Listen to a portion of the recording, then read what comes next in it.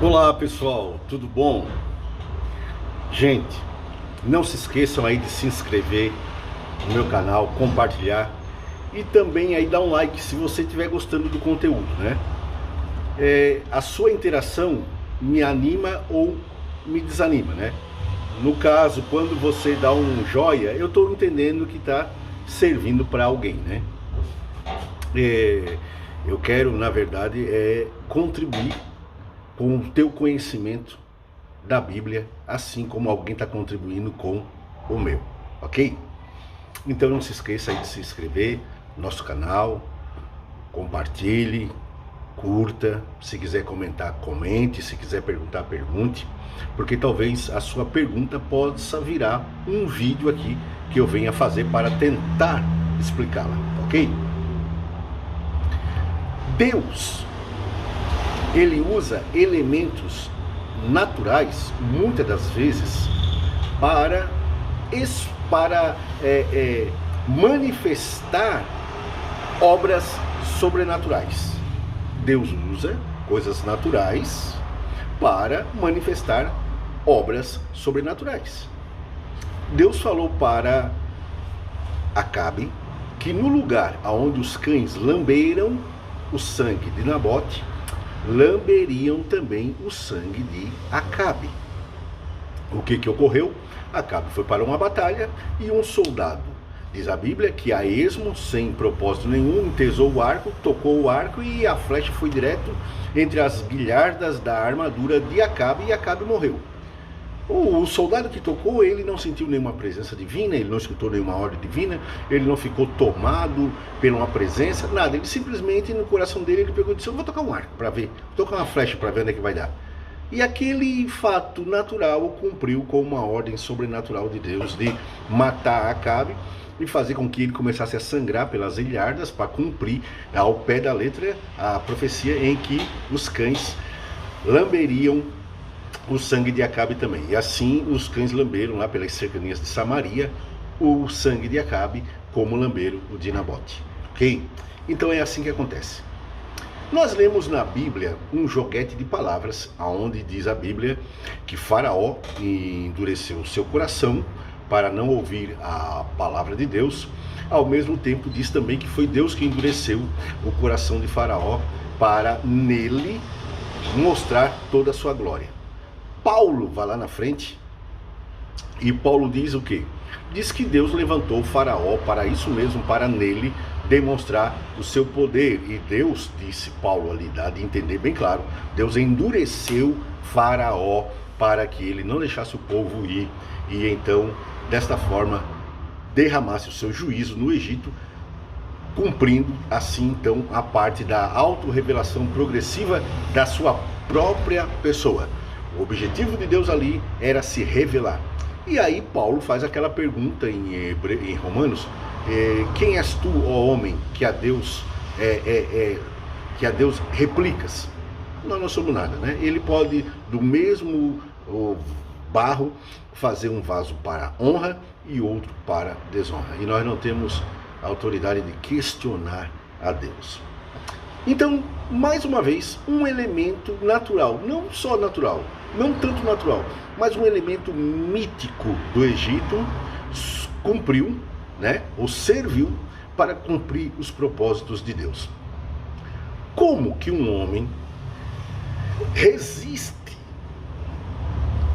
com tamanha soberba e durante tanto tempo a juízos tão severos como os que Deus mandou no Egito? Como que um homem consegue fazer isso como Faraó fez?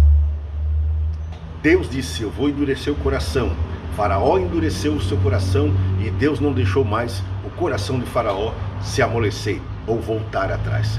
Deus não permitiu mais que o coração de Faraó voltasse atrás. Isso aqui tem um detalhe aqui que eu aprendi uma coisa muito interessante.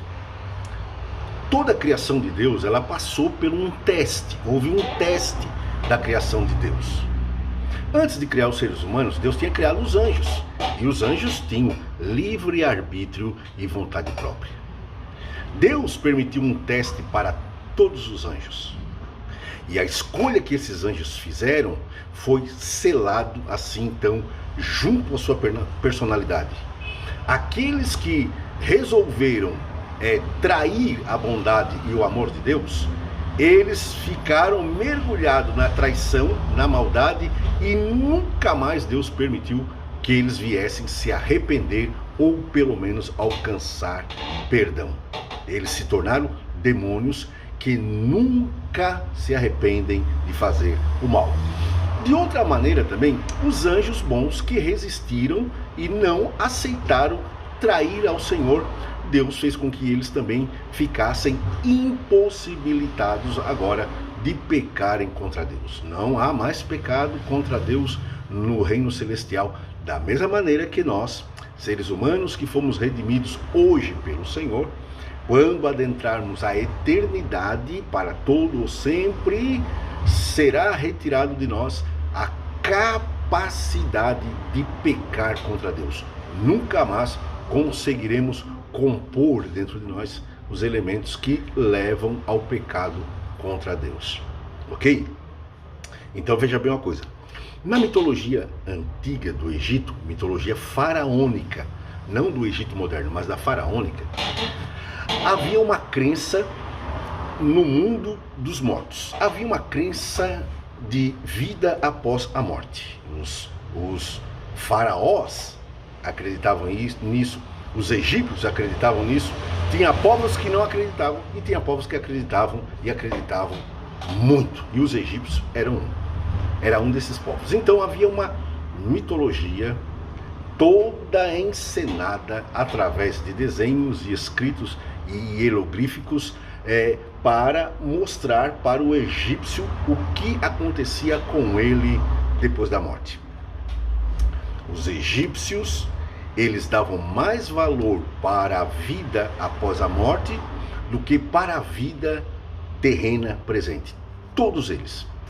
A prova disso é que no Egito moderno, o que se encontra lá é tumbas e santuários mortuários, templos, tudo dedicado a divindades do além. Não se encontra casas, não se encontra uma casa, não se encontra casas, é difícil, não se encontra casas, mas se encontra túmulos, sarcófagos, templos e por aí por diante. Coisas relacionadas à morte e não coisas relacionadas à vida. Por quê?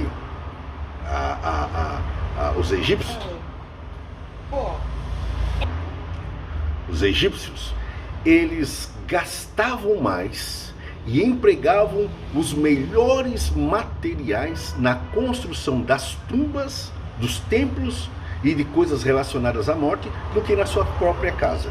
As casas que eram de pedra, o material era fraco, era pobre e não resistia por muito tempo às intempéries do meio ambiente.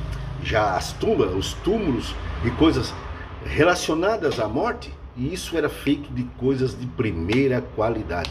Tanto é que tem aí as pirâmides, mais de 3, 4, 5, 10 mil anos, não é a questão aqui agora, mas as múmias, os túmulos, tudo que é relacionado à morte é duradouro, mas o que era relacionado à vida comum era passageiro, porque eles tinham esta questão. Eles acreditavam então que a vida após morte era mais real até mesmo do que a vida no presente momento.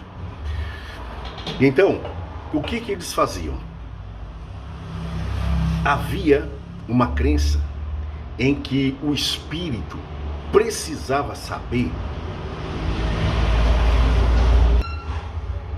O espírito, ele precisava de uma orientação para poder andar então no mundo dos mortos, no mundo de Osíris, para chegar no salão da justiça, e lá ele passaria por alguns processos, e pelo processo mais importante, que era o julgamento do seu coração. Os egípcios, Eles acreditavam que precisaria um mapa para poder se chegar até o salão da justiça. Caso contrário, o espírito ficaria vagando na escuridão, sem descanso, sendo atormentado e sem uma felicidade eterna. Então foi criado o Livro dos Mortos. Cada um tinha o seu livro dos mortos. Ou seja, cada indivíduo ele tinha que ter um mapa para poder levá-lo com segurança até a sala da justiça. Estou gravando no meu estúdio pessoal, gente, o serviço. Então, buzina, latido, mugido, até urro de leão. Você pode até ouvir no fundo.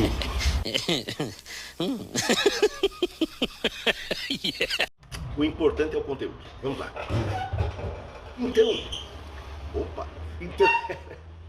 Então era preciso que cada um tivesse o seu livro, né? O livro que era um mapa que o levaria até o Salão da Justiça. Não pense num livro assim, tá?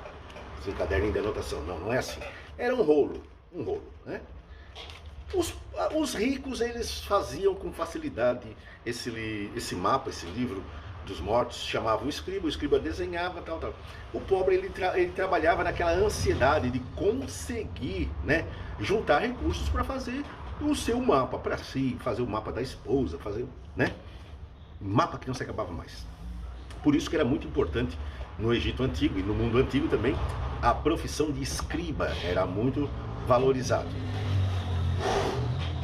Lá no mundo dos mortos, já agora chegando no salão da justiça, no trono, nos vários salões que havia, né? Havia várias etapas para o espírito passar.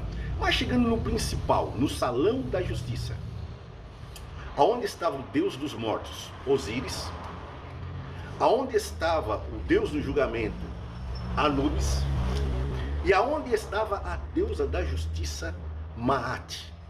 Ali aquela tríade de Deus era a maior barreira que o espírito deveria encontrar na sua existência, era passar dali ileso. Porque juntamente com Osíris, o Maat e com Anubis, estava o terrível devorador de almas, o deus crocodilo Mut. O indivíduo chegava ali, e quando chegava ali, ele tinha o seu coração pesado. Anubis era o dono da balança que pesava o coração do indivíduo. Numa bandeja, ele botava uma pena da asa da deusa Maat, que era a deusa da justiça. Tirava uma pena, ou já tinha uma pena lá, botava num prato da balança. E no outro prato, botava então o coração do indivíduo.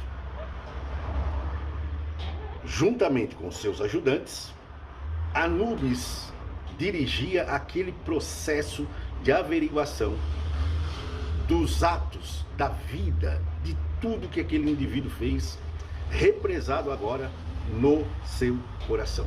Se o coração pesasse mais do que a pena da justiça, ele era jogado para o devorador de almas, o deus crocodilo Mut, que estraçalhava a sua alma e ele deixava de existir.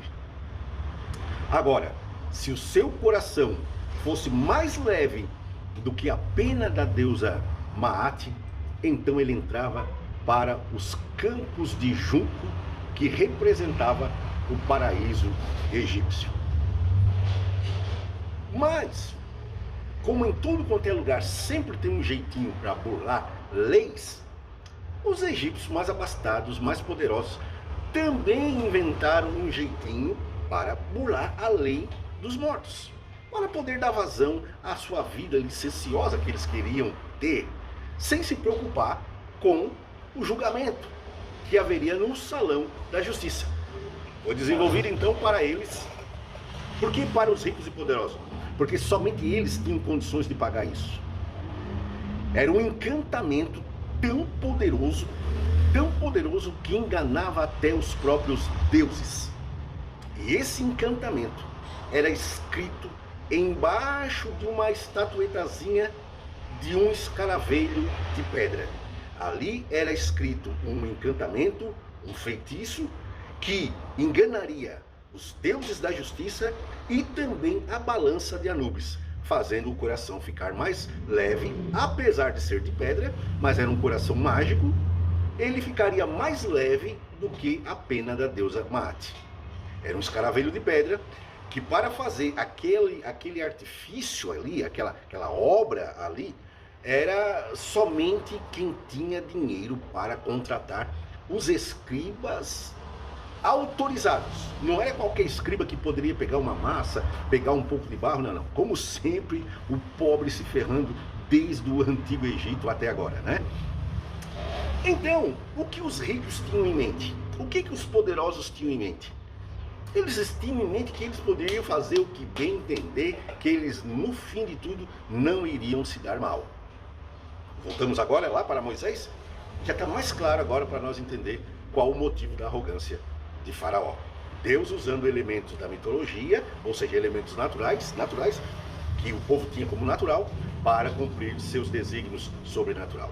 Por isso os magos, quando viram o poder de Deus pela primeira vez, eles não cederam, não se converteram, não fizeram como disse Filipe para Jesus Cristo, meu Deus e meu Senhor. Não, mesmo diante de manifestações muito mais poderosas, eles resistiram, diz a Bíblia, a Moisés. Como Janes e Jambre, que resistiram a Moisés no Egito. Eles resistiram. Moisés fazia uma coisa, eles faziam outra. E mesmo quando reconheceram que a praga das úlceras era o dedo de Deus, mesmo assim não cederam a Deus. Continuaram resistindo a Deus. E Faraó, que resistiu todas as pragas, até mesmo a praga das trevas, que já tinha destruído ele por dentro, como um cadáver, ele resistiu a Deus, até a última praga, que era a praga, a morte dos primogênitos. Por quê? Porque Faraó tinha na sua mente, não vai dar nada, isso aí não vai dar nada, eu posso resistir o Deus que eu quiser. Por isso ele disse para Moisés, Moisés, eu não conheço o Senhor, e nem tampouco vou obedecer ele. Porque ele já tinha guardadinho lá, preparado o seu coração de escaravelho, com a sua oração mágica, seu encantamento, seu feitiço, para quando chegar na sala da justiça, então, dar um cano nos deuses e ir para o paraíso. Entendeu agora? Por que ele endureceu dessa forma o seu coração?